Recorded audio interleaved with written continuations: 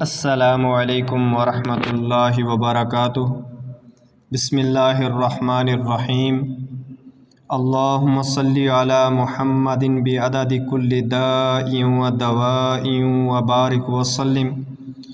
آج کی حدیث درود شریف کی فضیلت۔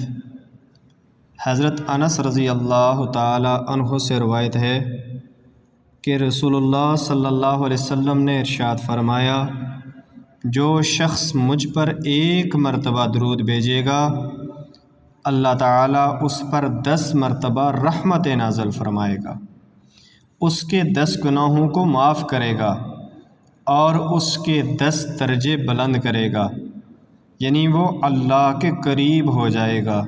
اللہ عز و جل ہمیں زیادہ سے زیادہ درود شریف پڑھنے کی توفیق نصیب فرمائے۔ جزاکم اللہ۔